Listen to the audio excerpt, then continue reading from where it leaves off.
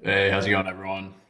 With the market having kind of a bigger down week than it has in the last few months, I figured this would be a good time to talk about when's the best time to sell any of your stocks using stage analysis.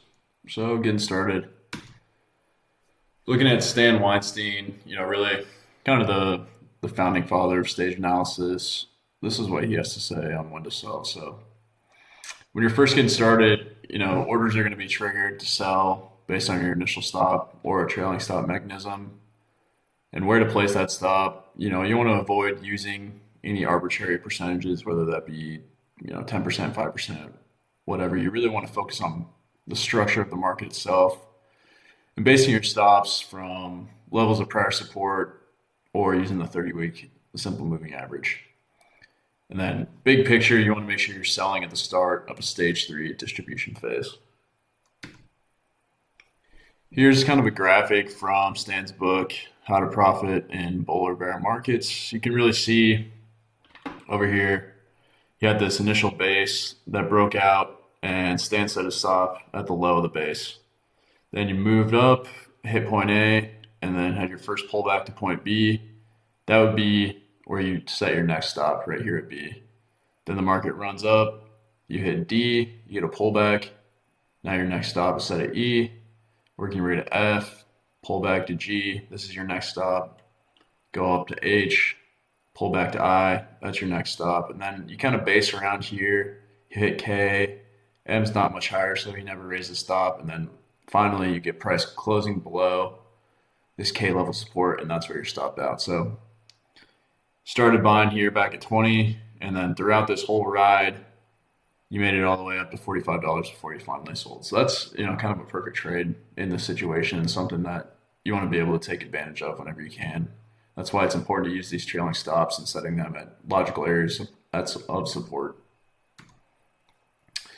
Looking at a real life example, so this is, very similar to that last chart we just looked at. This is NVDA from back at the end of 2022 up until the beginning of 2025.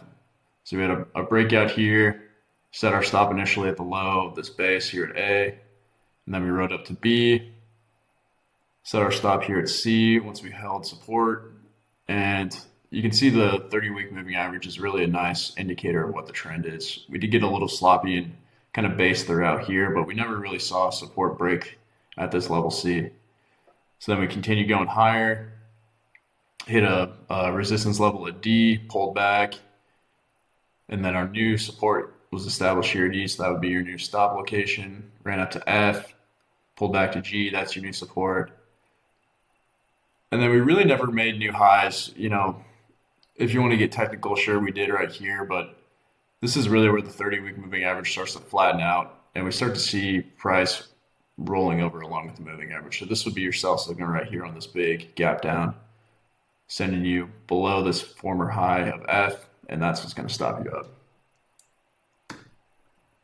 Looking at another example, this is Exxon from back at the end of 2020 up until the middle of 2023. So same thing, we get this big base here, we break out, and then the support level of that breakout is going to be your initial stop. We run up to B, then we pull back here to C, get some support, that would be your next stop. Moving higher all the way up to D, we get our next pullback, then we set it at E. Then kind of similar to NVIDIA, F is a new high, we pull back to G, but then we never really get back to new highs before we close back down below the 30-week moving average. So this again would be your sell area. Price is starting to roll over, momentum is starting to roll over, 30-week moving average is starting to roll over. So you want to get out of this trade before you either A, have to sit in a bunch of sideways action, or B, you get that big down move. Knowing when not to sell is just as important as knowing when to sell. So a lot of times people will be worried about not selling, because they don't have that long-term capital gains locked in. You have to wait. You have to hold, your stock for a full year before you can get the long-term capital gains advantage. But if you're waiting around for that time, there's a good chance that you could lose all of your profit. Holding for a year is kind of just an arbitrary number. The market never cares when you bought a stock. So once you get that sell signal, you want to take it regardless of whether you have short-term cap or long-term capital gains locked in. Next reason not to sell would be a stock that has a high price earnings ratio. So this is a screener I set up here in the Schwab screener. And we're just looking at S&P stocks, and we're sorting them by price to earnings. So looking at DuPont right here, we've had a huge run up, almost 100% move. And this is all throughout the whole period. It's had this extremely large PE. So if you would have sold this, back at this $40 level, just because you thought the PE was high, it's continued to drift higher throughout this whole move. Palo Alto Networks is another great one that has a PE of 224. Same thing, big move higher. If you would have sold throughout here because of the high PE, then you would have even never had a chance to capitalize from this trade. And then finally we have, AMD, another large PE at 155, massive move. So let's say you get this breakout here, PE's at 155, and you don't even take the trade because you think it looks overvalued. Well, next thing you know, this thing goes from $130 up to $460. That's almost a 300% gain in under a year. And if you were too scared to take this trade just based on PE itself, then this would have, been a big trade to miss out on. So just want to make sure that everyone's well aware. You never want to sell just because you're looking at, you never want to avoid selling just because you're looking to get that 1 year capital gains tax. And you never want to avoid buying because the PE is high, or you never want to sell because the PE goes high. Some other common mistakes in selling is holding a stock with a high dividend yield. So going back to the screener, taking a look, the three highest yielding stocks in the S&P are Conagra, General Mills, and Campbell Soup. Well, let's take a look at CAG. If you would have held this whole time just because you were getting a 10% yield, let's say you first bought the stock over here, you'd be down 55%. So if you're just kind of holding on, like, yeah, I got my 10% this whole time, well, your 10% yield has just been wiped out because the total return is what matters most. If price is going down, it doesn't matter how much the stock is yielding, you're going to be losing in a total return standpoint.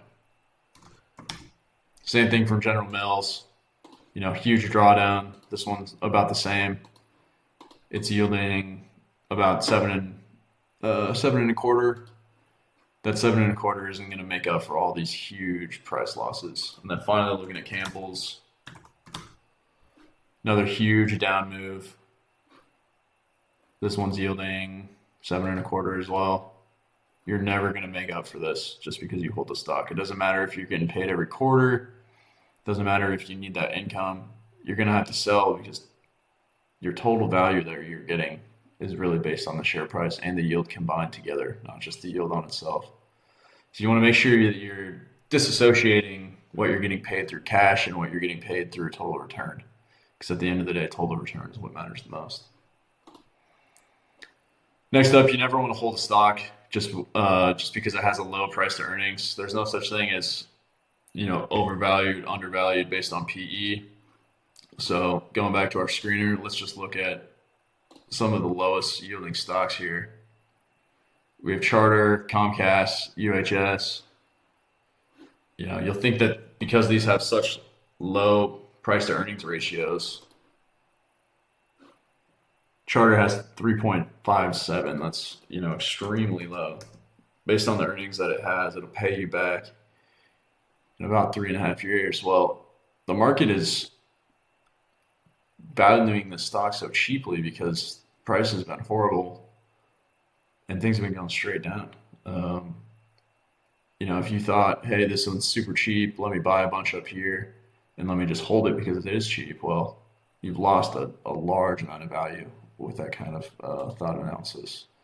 Looking at Comcast,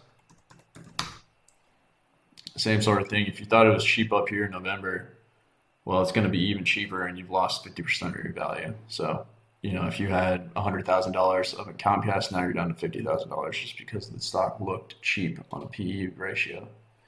Then finally, we have Universal Health Services, same sort of thing. Stock might have looked cheap up here. huge drawdown. Now, you could say it looks even cheaper. Um, Price has gone down a bunch. Maybe the earnings would stay the same, but the market is saying that the earnings quality isn't there. The earnings could go down and that PE could start blasting up at any time. So you never want to hold a stock just because it looks cheap on a PE ratio. You want to sell whenever your sell signals are flashing.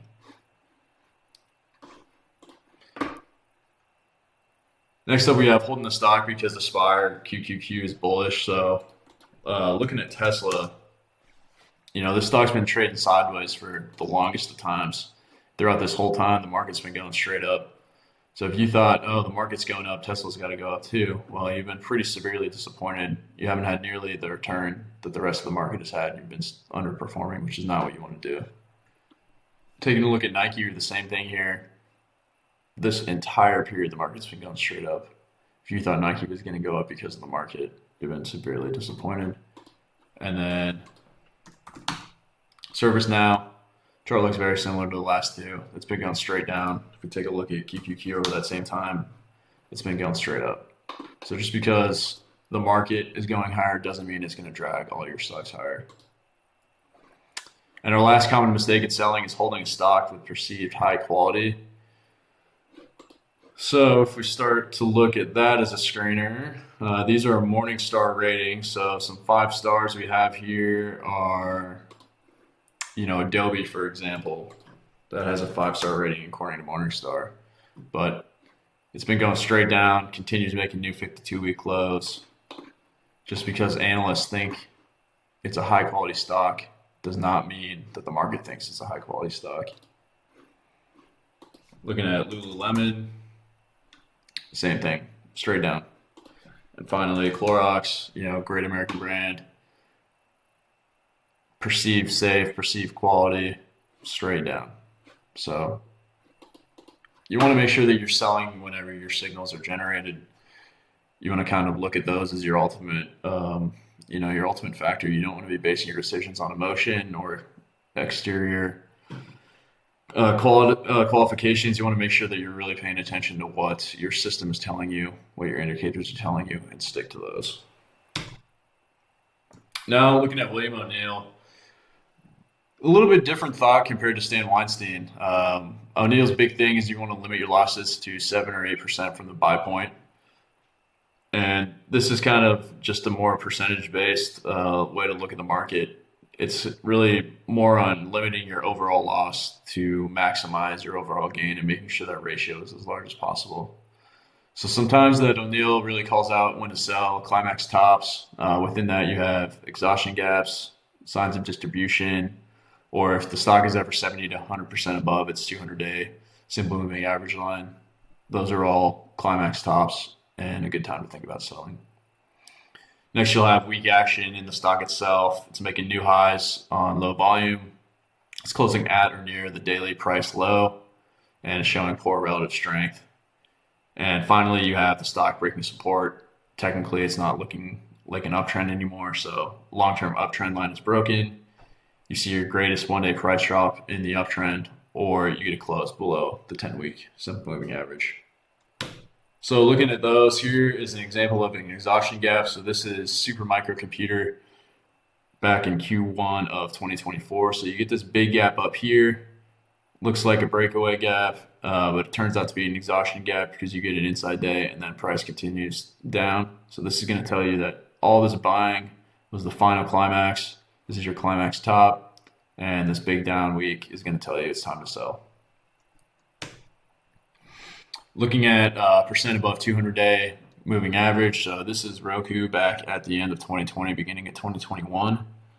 And right at the end of 2020, you started to see the price get way above the 200-day moving average.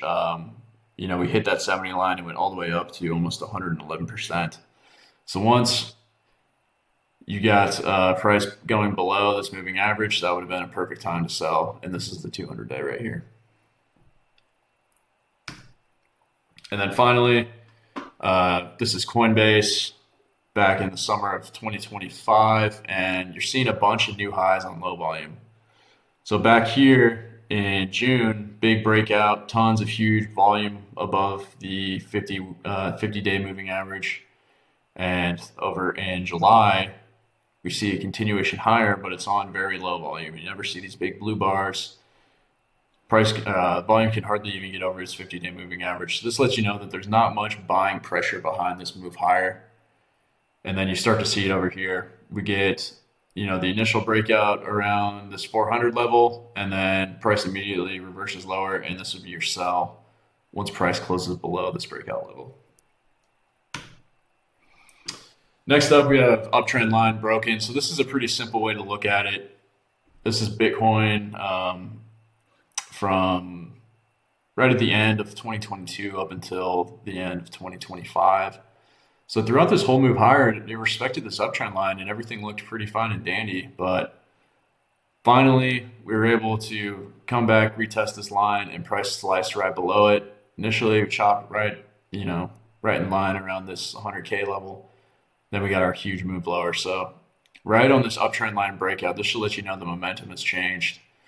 It's no longer an uptrend. We're either going into a sideways correction or we're getting the big downtrend that you can see here. So this is why it's so important to be able to spot these uptrends and know when to sell. Next up, we have greatest one-day price drop. So this is silver. This is at the beginning of 2026. If you remember, all throughout 2025, silver was kind of going crazy. We got the move all the way up to over $100. Right at this high, price closed below, and then we got a huge down day. This is like a 20% down day. So this is going to let you know that a lot of the people that were looking to continue to be in silver got out right here. And ever since then, silver has been trending sideways to down. So this greatest one-day price drop really lets you know that this was a perfect time to sell if you hadn't got on this exhaustion day. And looking at a simpler way, this is pretty objective. Close below the 10-week simple moving average. This is SUI back in 2024 and 2025. So price went up. We closed below the 10-week. It goes down. Price moves up. Closes below the 10-week. Price goes down. So this is just a very simple way. This is kind of a textbook example of how to ride this 10-week moving average, and price follows that line very smoothly in this example. So whenever you find, a stock, a crypto, a commodity, whatever, that is going to respect this 10-week simple moving average, you want to make sure that you're, being in that trend, because it's going to let you know that the indicators that you use are going to work well. Then finally, we have when O'Neill says not to sell. So if you've read How to Make Money in Stocks, the 8-week rule is the big one. If your stock rises 20% or more in less than 3 weeks, you have to hold for at least 8 weeks. This lets you know that what you've bought is institutionally backed. There's a lot of power there. Going up 20% in less than 3 weeks is a big move. So you want to hold for at least 8 weeks to see how much higher this thing can go. And then finally, the 13-week rule is mentioned.